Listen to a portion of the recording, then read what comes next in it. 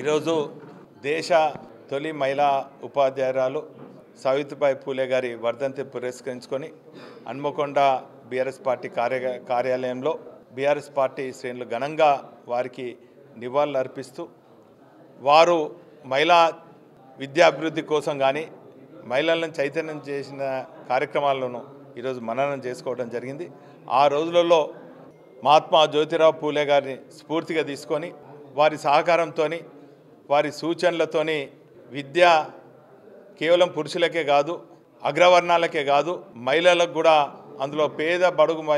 మహిళలకు కూడా చదువు ఒక ప్రాముఖ్యతను తెలుసుకొని దేశ తొలి ఉపాధ్యాయులుగా తన జీవితాన్ని ఆరంభించి వేలాది పాఠశాలలను ఏర్పరిచి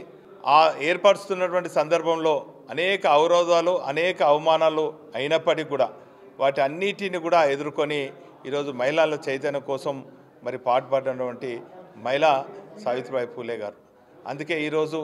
వారికి నివాళులు అర్పిస్తూ వారిని స్ఫూర్తిగా తీసుకొని మనమందరం కూడా మొన్ననే ప్రపంచ మహిళా దినోత్సవాన్ని ఘనంగా నిర్వహించుకోవడం జరిగింది. ఈ సందర్భంగా వారి వారసులుగా ఖచ్చితంగా సమాజంలో ఉన్నటువంటి పేద బడుగు బలైన వర్గాల అభ్యున్నతి కోసం వారికి విద్యను నేర్పించే విధంగా, విద్యను బోధించే విధంగా మనమందరం కూడా కంకణబద్ధం కావాలని కూడా ఈ సందర్భంగా తెలియజేసుకుంటూ గత సంవత్సరం జరిగినటువంటి ఎన్నికల్లో కాంగ్రెస్ పార్టీ అమలు కానీ అనేక హామీలు ఇచ్చి అన్ని వర్గాలను దగా చేసిన విధంగా మహిళలను కూడా దగా చేసింది, ముఖ్యంగా బీసీ వర్గాలను కూడా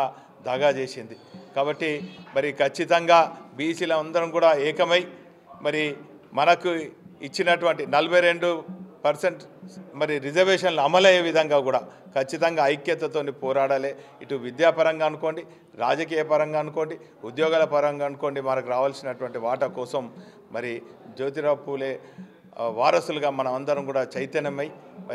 ప్రభుత్వం పైన ఒత్తిడి తీసుకురావాలని కూడా ఈ సందర్భంగా తెలియజేసుకుంటూ